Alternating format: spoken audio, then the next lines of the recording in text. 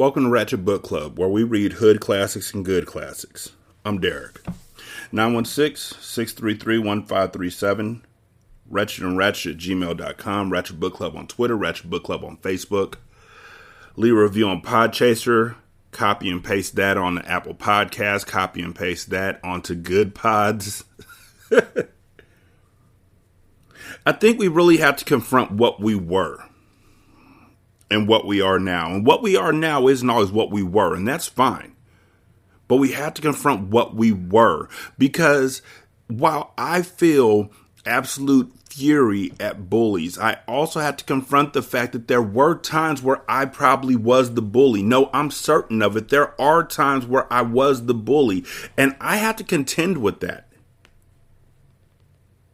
I can make excuses. I was the bully because I was in a group of people who usually bullied me, who were bullying somebody else, and I just happened to be left alone.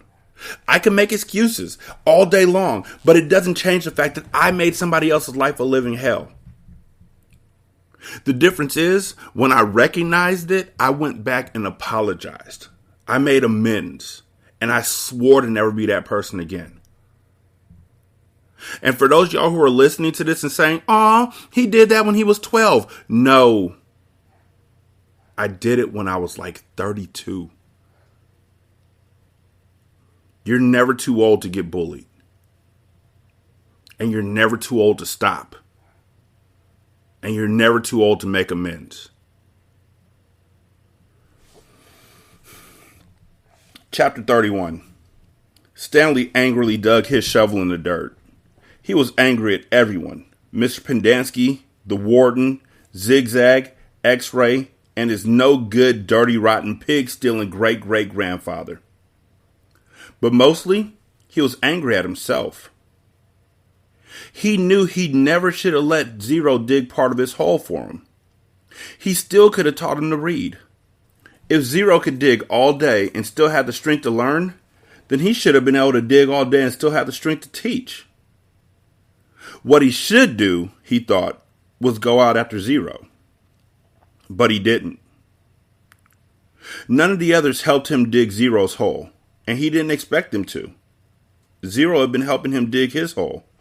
Now he had to dig Zero's. He remained out on the lake, digging during the hottest part of the day, long after everyone else had gone in. He kept an eye out for Zero, but Zero didn't come back. It would have been easy to go out after Zero. There was nobody to stop him. He kept thinking that's what he should do.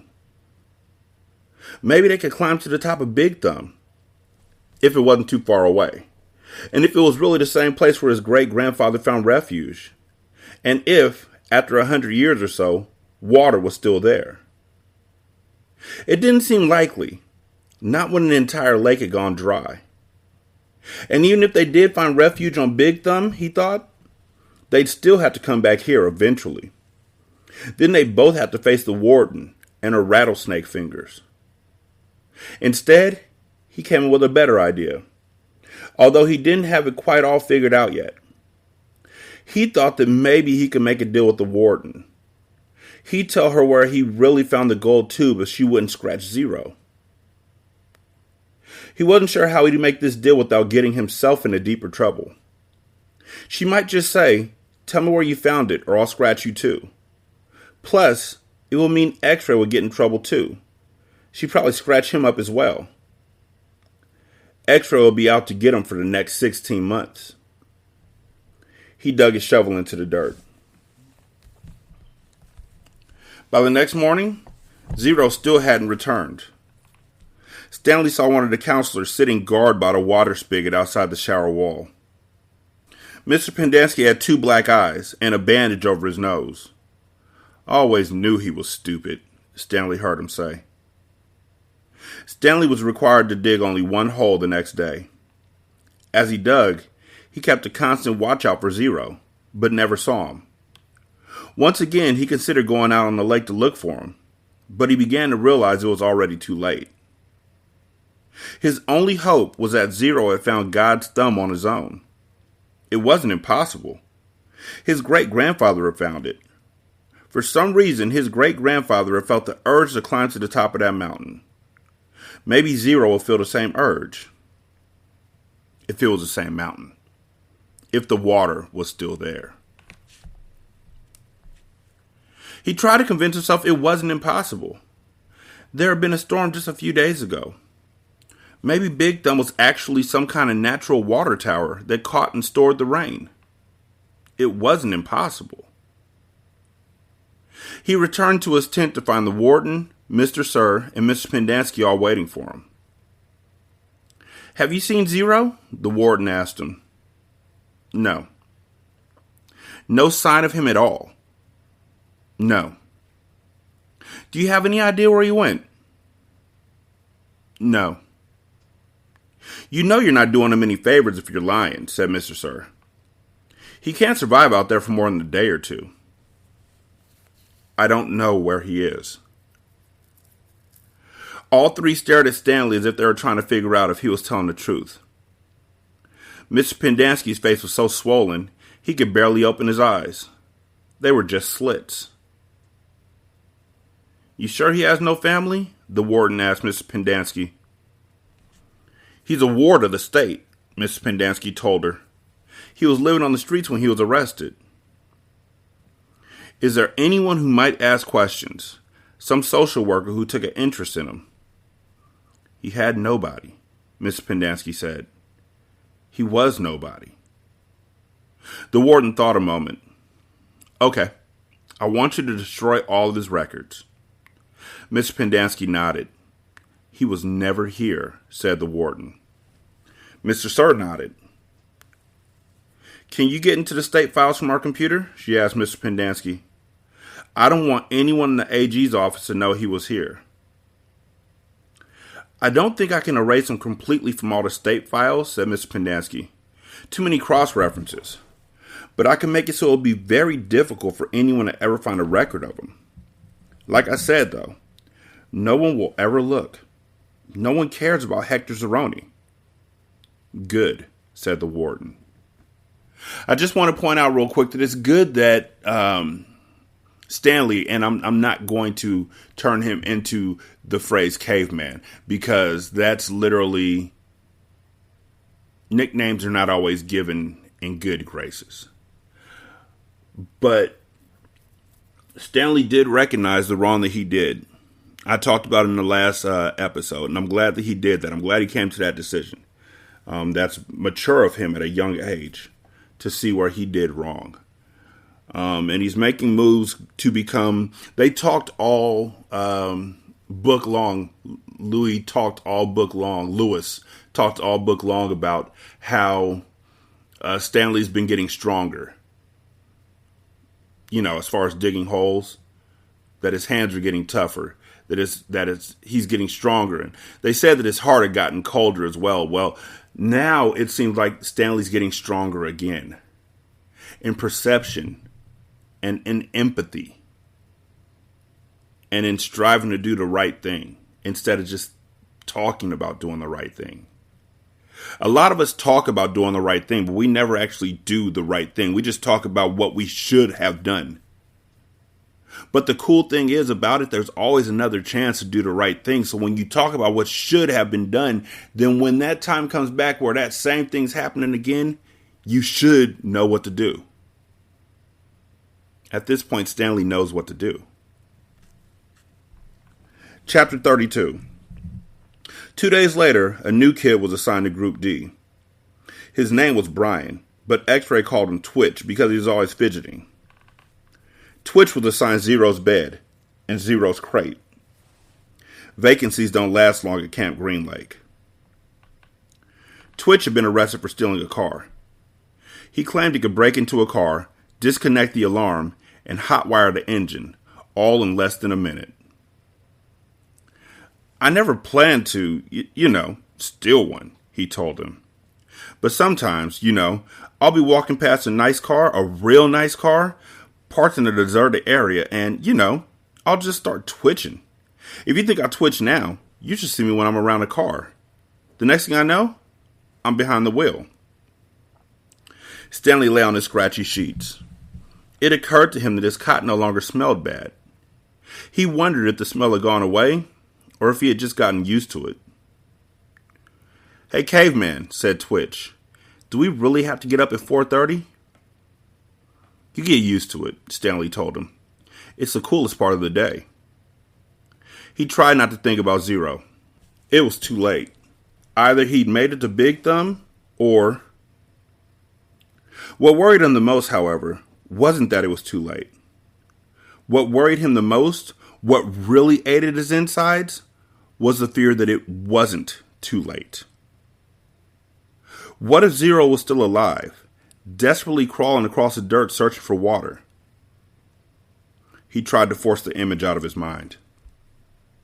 The next morning, out on the lake, Stanley listened as Mr. Sir told Twitch the requirements for his hole. As wide and as deep as your shovel. Twitch fidgeted. His fingers drummed against the wooden shaft of his shovel, and his neck moved from side to side. "You won't be twitching so much after digging all day," Mr. Sir told him. "You won't have the strength to wiggle your pinky." He popped some sunflower seeds in his mouth, deftly chewed them, and spat out the shells. This isn't a Girl Scout camp.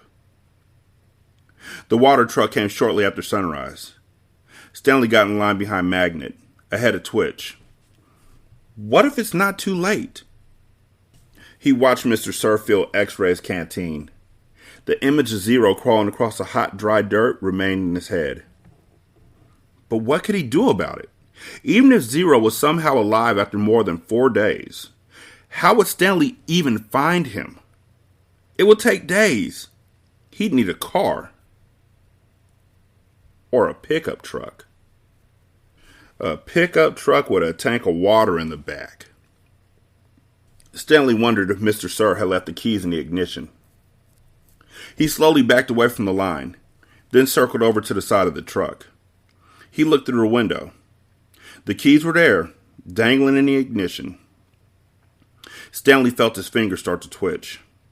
He took a deep breath to steady himself and tried to think clearly. He had never driven before. But how hard could it be? This is really crazy, he told himself. Whatever he did, he knew he'd have to do it quickly, before Mr. Sir noticed. It's too late, he told himself. Zero couldn't have survived. But what if it wasn't too late?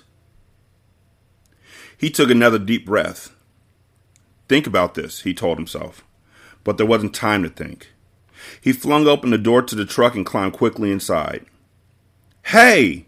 shouted Mr. Sir. He turned the key and stepped on the gas pedal. The engine revved. The truck didn't move. He pressed the pedal to the floor. The engine roared, but the truck was motionless. Mr. Sir came running around the side of the truck. The door was still open. "Put it in gear!" shouted Twitch. The gear shift was on the floor next to the seat. Stanley pulled the lever back until the arrow pointed to the letter D, for drive. The truck lurched forward. Stanley jerked back against the seat and tightly gripped the wheel as the truck accelerated. His foot was pressed to the floor. The truck went faster and faster across the dry lake bed. It bounced over a pile of dirt. Suddenly, Stanley was slammed forward. Then instantly backwards, an airbag exploded in his face. He fell out of the open door and onto the ground. He had driven straight into a hole. He lay on the dirt, staring at the truck, was stuck lopsided into the ground. He sighed. He couldn't blame his no-good, dirty, rotten pig stealing great-great-grandfather this time. This time, it was his own fault, 100%. He had probably just done the stupidest thing he had ever done in his short and miserable life. He managed to get to his feet. He was sore, but didn't think he had broken any bones. He glanced back at Mr. Sir, who remained where he was, staring at Stanley. He ran.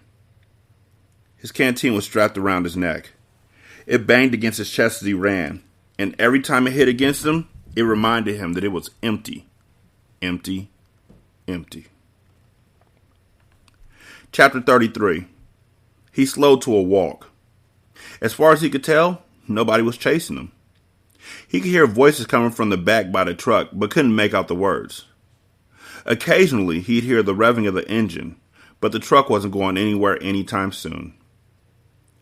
He headed in what he thought was the direction of Big Thumb. He couldn't see it through the haze. Walking helped him calm down and allowed him to think clearly. He doubted he could make it to Big Thumb, and with no water in his canteen, he didn't want to risk his life on the hope that he'd find refuge there. He'd have to return to camp. He knew that. But he was in no hurry. It would be better to return later, after everyone had a chance to calm down. And as long as he'd come this far, he might as well look for Zero. He decided he'd walk as long as he could until he was too weak to go any farther. Then he'd turn around and go back. He smiled as he realized that wouldn't quite work. He'd only go halfway as far as he thought he could go, so that he still had the strength to come back. Then he had to make a deal with the warden, tell her where he found Kate Barlow's lipstick tube, and beg for mercy. He was surprised by how far out the hold extended. He couldn't even see the camp compound anymore, but he still kept passing holes. Just when he thought he'd passed the last hole, he come across another cluster of them, just a little farther away. Back at the compound, they dug in a systematic order, row upon row, allowing space for the water truck. But out here, there was no system. It was as if every once in a while, in a fit of frustration, the warden would just pick a spot at random and say, "What the hell? Dig here." It was like trying to guess the winning numbers in the lottery. Stanley found himself looking down into each hole he passed.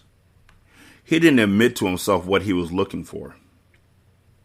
After more than an hour had gone past, he thought he had surely seen the last hole. But then off to the left, he saw another cluster of them. He didn't actually see the holes. He saw the mounds of dirt that surrounded them. He stepped over the mounds and looked into the first hole. His heart stopped. Down at the bottom was a family of yellow-spotted lizards. Their large red eyes looked up at him. He leapt back over the mound and ran. He didn't know if they were chasing him. He thought he might have seen one leap out of the hole. He ran until he couldn't run any farther, then collapsed. They hadn't come after him. He sat there a while and caught his breath. As he got back to his feet, he thought he noticed something on the ground, maybe 50 yards away. It didn't look like much, maybe just a big rock, but in a land of nothingness, any little thing seemed unusual. He walked towards it slowly. The encounter with the lizards had made him very cautious. It turned out to be an empty sack of sunflower seeds. He wondered if it was the same one Magnet had stolen from Mr. Sir, although that didn't seem likely. He turned it inside out and found one seed stuck to the burlap. Lunch. Chapter 34. The sun was almost directly overhead. He figured he could walk for no more than another hour, maybe 2, before he had to turn back. It seemed pointless. He could see that there was nothing ahead of him, nothing but emptiness. He was hot, tired, hungry, and most of all, thirsty. Maybe he should just turn around now. Maybe he'd already gone halfway and didn't know it. Then, looking around, he saw a pool of water less than 100 yards away from where he stood. He closed his eyes and opened them to make sure he wasn't imagining it. The pool was still there. He hurried towards it. The pool hurried away from him, moving as he moved, stopping when he stopped. There wasn't any water. It was a mirage caused by the shimmering waves of heat rising off the dry ground. He kept walking. He still carried the empty sack of sunflower seeds. He didn't know if he might find something to put in it. After a while, he thought he could make out the shape of mountains through the haze. At first, he wasn't sure if this was another kind of mirage, but the farther he walked, the clearer they came into view. Almost straight ahead of him, he could see what looked like a fist, with his thumb sticking up. He didn't know how far away it was. 5 miles? 50 miles? One thing was certain. It was more than halfway. He kept walking towards it, although he didn't know why. He knew he'd have to turn around before he got there. But every time he looked at it, it seemed to encourage him, giving him the thumbs up sign. As he continued walking, he became aware of a large object on the lake. He couldn't tell what it was, or even if it was natural or man-made. It looked a little like a fallen tree, although that didn't seem likely that a tree would grow here. More likely, it was a ridge of dirt or rocks. The object, whatever it was not on the way to Big Thumb but off to the right. He tried to decide whether to go to it or continue towards Big Thumb, or maybe just turn around. There was no point in heading towards Big Thumb, he decided. He would never make it. For all he knew, it was like chasing the moon. But he could make it to the mysterious object. He changed directions. He doubted it was anything, but the fact that there was something in the middle of all this nothing made it hard for him to pass it up. He decided to make the object his halfway point, and he hoped he hadn't already gone too far. He laughed to himself when he saw what it was. It was a boat, or part of a boat anyway. It struck him as funny to see a boat in the middle of this dry and barren wasteland. But after all, he realized, this was once a lake. The boat lay upside down, half buried in the dirt. Someone may have drowned here, he thought grimly, at the same spot where he very well could die of thirst. The name of the boat had been painted on the back. The upside-down red letters were peeled and faded, but Stanley could still read the name. Mary Lou. On one side of the boat, there was a pile of dirt, and then a tunnel leading down below the boat. The tunnel looked big enough for a good-sized animal to crawl through. He heard a noise. Something stirred under the boat. It was coming out. "Hey!" Stanley shouted, hoping to scare it back inside. His mouth was very dry, and it was hard to shout very loudly. "Hey," the thing answered weakly.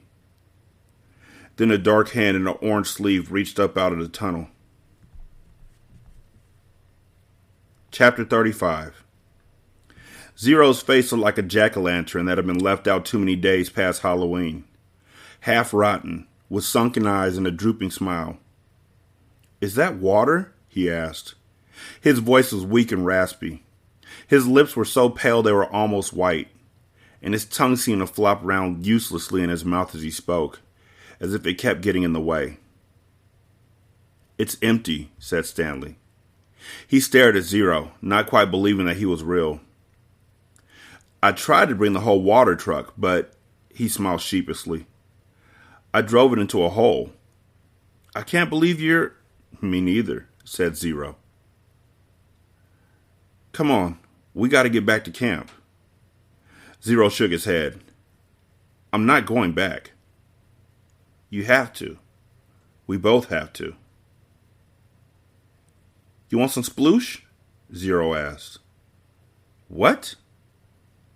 Zero shaded his eyes with his forearm. "It's cooler under the boat," he said. Stanley watched Zero crawl back through his hole. It was a miracle he was still alive, but Stanley knew he would have to get him back to camp soon, even if he had to carry him. He crawled after him, and was just able to squeeze his body through the hole. He never would have fit when he first came to Camp Green Lake. He'd lost a lot of weight. As he pulled himself through, his leg struck something sharp and hard. It was a shovel. For a second, Stanley wondered how it got there, but then remembered that Zero had taken it with him after striking Mr. Pendanski. It was cooler under the boat, which was half buried in the dirt. There was enough cracks and holes in the bottom of the boat, now the roof, to provide light and ventilation. He could see empty jars scattered about. Zero held a jar in his hand and grunted as he tried to unscrew the lid. "What is it?" "Sploosh." His voice was strained as he worked on the jar. "That's what I call it. They were buried under the boat." He still couldn't get the lid off. "I found 16 jars. Here, hand me the shovel." Stanley didn't have a lot of room to move. He reached behind him, grabbed the wooden end of the shovel, and held it out to Zero, blade first. Sometimes you just have to, Zero said, and then he hit the jar against the blade of the shovel, breaking the top of the jar clean off. He quickly brought the jar to his mouth and licked the sploosh off the jagged edges before it spilled. Careful, Stanley warned. Zero picked up the cracked lid and licked the sploosh off that as well. Then he handed the broken jar to Stanley. Drink some. Stanley held it in his hand and stared at it for a moment. He was afraid of the broken glass. He was also afraid of the sploosh. It looked like mud. Whatever it was, he realized, it must have been in the boat when the boat sank. That meant it was probably over 100 years old. Who knew what kind of bacteria might be living in it? It's good, said Zero, encouraging him. He wondered if Zero had ever heard of bacteria. He raised the jar to his mouth and carefully took a sip. It was a warm, bubbly, mushy nectar, sweet and tangy. It felt like heaven as it flowed over his dry mouth and down his parched throat. He thought it might have been some kind of fruit at some time, perhaps peaches. Zero smiled at him. I told you it was good. Stanley didn't want to drink too much, but it was too good to resist. They passed the jar back and forth until it was empty. How many are left? He asked. None, said Zero. Stanley's mouth dropped. Now I have to take you back, he said. I'm not digging any more holes, said Zero. They won't make you dig, Stanley promised. They'll probably send you to a hospital, like Barfbag. Barfbag stepped on a rattlesnake, said Zero. Stanley remembered how he'd almost done the same. I guess he didn't hear the rattle. He did it on purpose, said Zero. You think? He took off the shoe and sock first. Stanley shivered as he tried to imagine it. What's Maryaluohu? Asked Zero. What? Zero concentrated hard. Maryaluohu. I have no idea. I'll show you, said Zero. He crawled back out from under the boat. Stanley followed. Back outside, he had to shield his eyes from the brightness. Zero walked around to the back of the boat and pointed to the upside-down letters. Maryaluohu.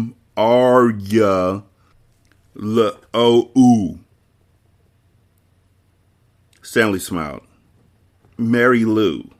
It's the name of the boat. Mary Lou, Zero repeated, studying the letters. I thought Y made the Y sound. It does, said Stanley, but not when it's at the end of the word. Sometimes Y is a vowel, and sometimes it's a consonant. Zero suddenly groaned. He grabbed his stomach and bent over.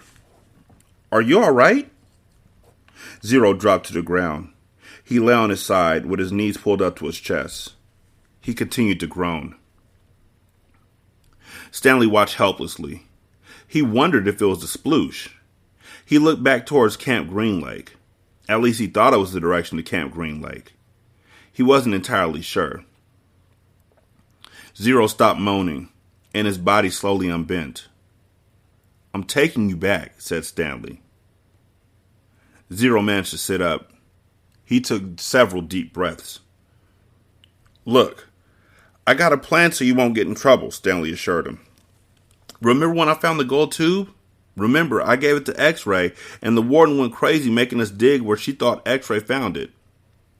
I think if I tell the warden where I really found it, I think she'll let us off. I'm not going back, said Zero. You've got nowhere else to go, said Stanley. Zero said nothing. You'll die out here, said Stanley. Then I'll die out here.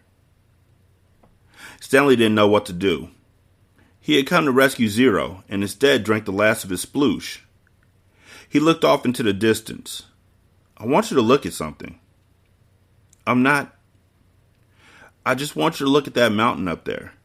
See the one that has something sticking up out of it? Yeah, I think. What does it look like to you? Does it look like anything? Zero said nothing. But as he studied the mountain, his right hand slowly formed into a fist. He raised his thumb. His eyes went from the mountain to his hand, then back to the mountain. Chapter 36. They put 4 of the unbroken jars into the burlap sack, in case they might be able to use them. Stanley carried the sack. Zero held the shovel. I should warn you, Stanley said.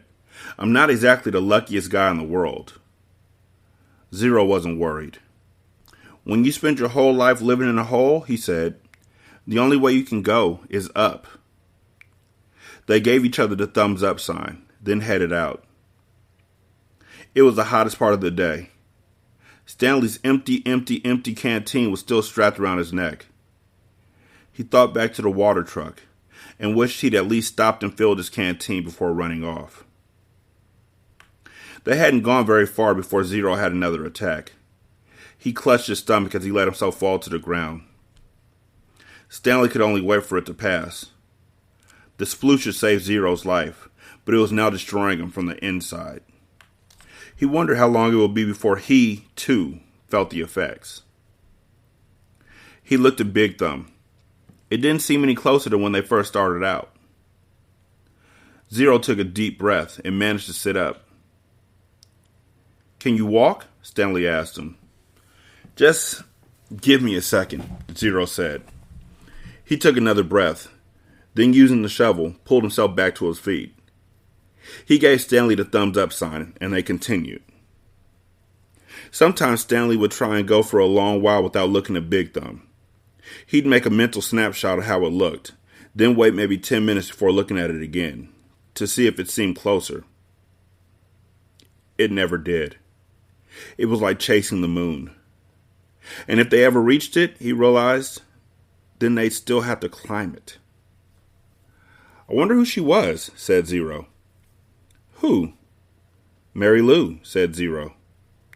Stanley smiled. I guess she was once a real person on a real lake. It's hard to imagine. I bet she was pretty, said Zero. Someone must have loved her a lot to name a boat after her. Yeah, said Stanley. I bet she looked great in a bathing suit, sitting in the boat while her boyfriend rowed. Zero used a shovel as a third leg. 2 legs weren't enough to keep him up. I gotta stop and rest, he said after a while. Stanley looked at Big Thumb. It still didn't look any closer. He was afraid as Zero stopped, he might never get started again. We're almost there, he said. He wondered which was closer, Camp Green Lake or Big Thumb. I really have to sit down. Just see if you can go a little. Zero collapsed. The shovel stayed up a fraction of a second longer, perfectly balanced on the tip of the blade, and then it fell next to him. Zero knelt, bent over with his head on the ground. Stanley could hear a very low moaning sound coming from him. He looked at the shovel and couldn't help but think that he might need it to dig a grave. Zero's last hole. And who will dig a grave for me? He thought. But Zero did get up, once again flashing thumbs up. Give me some words, he said weakly. It took Stanley a few seconds to realize what he meant. Then he smiled and said, R-U-N. Zero sounded it out to himself. Run. Run. Run. Good. F-U-N. Fun. The spelling seemed to help Zero. It gave him something to concentrate on besides his pain and weakness. It distracted Stanley as well. The next time he looked up at Big Thumb, it really did seem closer. They quit spelling words when it hurt too much to talk. Stanley's throat was dry. He was weak and exhausted, yet as bad as he felt, he knew Zero felt 10 times worse. As long as Zero could keep going, he could keep going too. It was possible, he thought, he hoped, that he didn't get any of the bad bacteria. Zero hadn't been able to unscrew the lid. Maybe the bad germs couldn't get in either. Maybe the bacteria were only in the jars which opened easily, the ones he was now carrying in his sack. What scared Stanley the most about dying wasn't his actual death. He figured he could handle the pain. It wouldn't be much worse than what he felt now. In fact, maybe at the moment of his death, he would be too weak to feel pain. Death would be a relief. What worried him the most was the thought of his parents not knowing what happened to him, not knowing whether he was dead or alive. He hated to imagine what it would be like for his mother and father, day after day, month after month, not knowing, living on false hope. For him, at least, it would be over. For his parents, the pain would never end. He wondered if the warden would send out a search party to look for him. It didn't seem likely. She didn't send anyone to look for Zero. But no one cared about Zero. They simply destroyed his files. But Stanley had a family. She couldn't pretend he was never there. He wondered what she would tell them. And when. "What do you think's up there?" Zero asked. Stanley looked to the top of Big Thumb. "Oh, probably an Italian restaurant," he said. Zero managed to laugh. "I think I'll get a pepperoni pizza and a large root beer," said Stanley. "I want an ice cream sundae," said Zero, "with nuts and whipped cream and bananas and hot fudge." The sun was almost directly in front of them. The thumb pointed up towards it. And it's just me, jumping in real quick, I promise. I don't know what it is about it, but root beer does feel like the official soda of pizza. Like it just goes together. Like if you get a nice mug root beer, not a mug of root beer, but a mug root beer, cold, like frosty cold, with a slice of supreme pizza, that's everything. Also, I'm on a diet. So you can tell that I'm like salivating right now. They came to the end of the lake. Huge white stone cliffs rose up before them. Unlike the eastern shore, where Camp Green Lake was situated, the western shore did not slope down gradually. It was as if they had been walking across the flat bottom of a giant frying pan, and now they had to somehow climb up out of it. They could no longer see Big Thumb. The cliffs blocked their view. The cliffs also blocked out the sun. Zero groaned and clutched his stomach, but he remained standing. "I'm all right," he whispered. Stanley saw a rut, about a foot wide and 6 inches deep, running down a cliff. On either side of the rut were a series of ledges. "Let's try there," he said. It looked to be about a 50-foot climb, straight up. Stanley still managed to hold the sack of jars in his left hand as he slowly moved up, from ledge to ledge, crisscrossing the rut. At times he had to make use of the side of the rut for support, in order to make it to the next ledge. Zero stayed with him somehow. His frail body trembled terribly as he climbed the stone wall. Some of the ledges were wide enough to sit on. Others stuck out no more than a few inches, just enough for a quick step. Stanley stopped about 2/3 of the way up, on a fairly wide ledge. Zero came up alongside him. "You okay?" Stanley asked. Zero gave the thumbs up sign. Stanley did the same. He looked above him. He wasn't sure how he'd get to the next ledge. It was 3 or 4 feet above his head, and he didn't see any footholds. He was afraid to look down. "Give me a boost," said Zero. "Then I'll pull you up with the shovel." "You won't be able to pull me up," said Stanley. "Yes, I will," said Zero. Stanley cupped his hands together, and Zero stepped on his interwoven fingers. He was able to lift Zero high enough for him to grab the protruding slab of rock. Stanley continued to help him from below as Zero pulled himself onto the ledge. While Zero was getting himself situated up there, Stanley attached the sack to the shovel by poking a hole through the burlap. He held it up to Zero. Zero first grabbed hold of the sack, then the shovel. He set the shovel so that half of the blade was supported by the rock slab. The wooden shaft hung down towards Stanley. "Okay," he said. Stanley doubted this would work. It was one thing for him to lift Zero, who was half of his weight. It was quite another for Zero to try and pull him up. Stanley grabbed hold of the shovel as he climbed up the rock wall, using the sides of the rut to help support him. His hands moved one over the other, up the shaft of the shovel. He felt Zero's hand clasp his wrist. He let go of the shaft with one hand and grabbed the top of the ledge.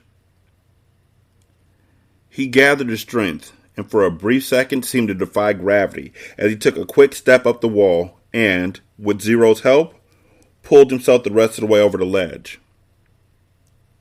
He caught his breath. There was no way he could have done that a few months ago. He noticed a large spot of blood on his wrist. It took him a moment to realize that it was Zero's blood. Zero had deep gashes in both hands. He had held on to the metal blade of the shovel, keeping it in place as Stanley climbed. Zero brought his hands to his mouth and sucked up his blood. One of the glass jars had broken in the sack. They decided to save the pieces. They might need to make a knife or something. They rested briefly, then continued on up. It was a fairly easy climb the rest of the way. When they reached flat ground, Stanley looked up to see the sun, a fiery ball balancing on top of Big Thumb. God was twirling a basketball. Soon, they were walking in a long, thin shadow of the thumb. Chapter 37. "We're almost there," said Stanley. He could see the base of the mountain.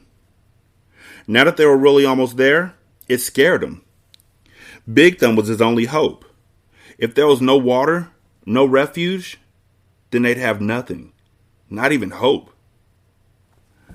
There was no exact place where the flat land stopped and the mountain began. The ground got steeper and steeper, and then there was no doubt that they were heading up the mountain. Stanley could no longer see Big Thumb. The slope of the mountain was in the way. It became too steep to go straight up. Instead, they zigzagged back and forth, increasing their altitude by small increments every time they changed direction. Patches of weeds dotted the mountainside. They walked from one patch to another, using the weeds as footholds. As they got higher, the weeds got thicker. Many had thorns, and they had to be careful walking through them. Stanley would have liked to stop and rest, but he was afraid they'd never get started again. As long as Zero kept going, he could keep going too. Besides, he knew they didn't have much daylight left.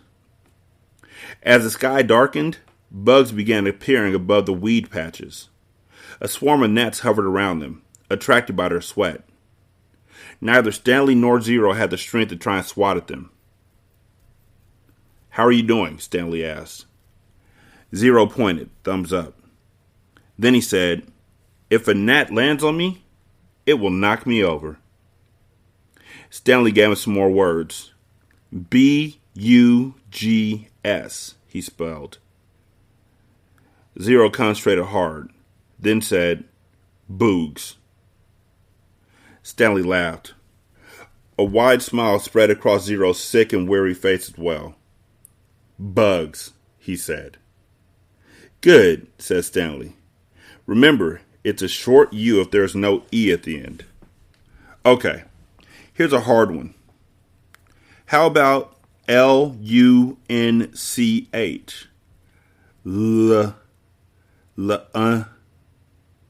L-un. Suddenly, Zero made a horrible, wrenching noise as he doubled up over and grabbed his stomach. His frail body shook violently, and he threw up, emptying his stomach at a sploosh. He leaned on his knees and took several deep breaths. Then he straightened up and continued going. The swarm of gnats stayed behind, preferring the contents of Zero's stomach to the sweat on the boys' faces. Stanley didn't give him any more words, thinking that he needed to save his strength. But about 10 or 15 minutes later, Zero said, "Lunch."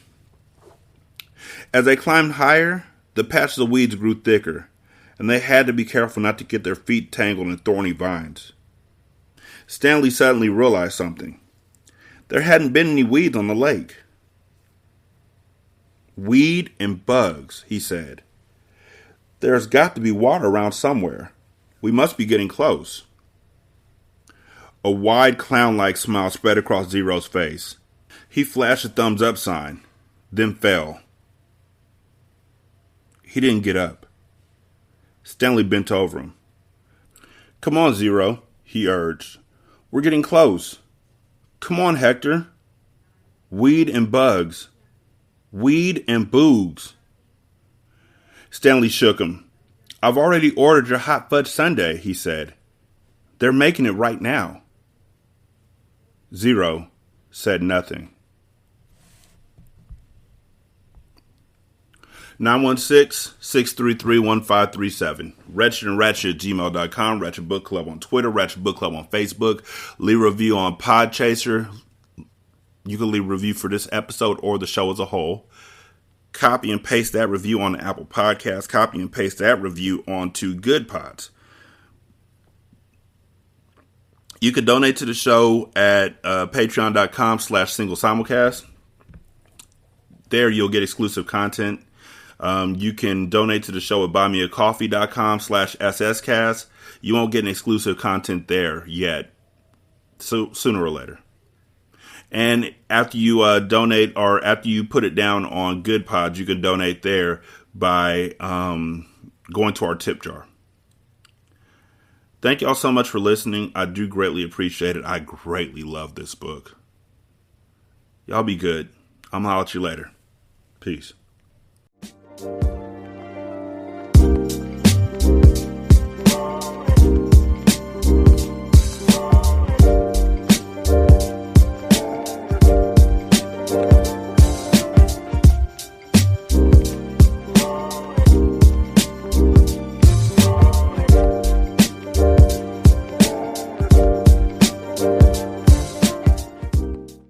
The intro and outro to Ratchet Book Club is by That Kid Garan, and it's called Goodbyes. You can email him at tkgbeats94@gmail.com for more information on how to lease this beat. This is Single Simulcast.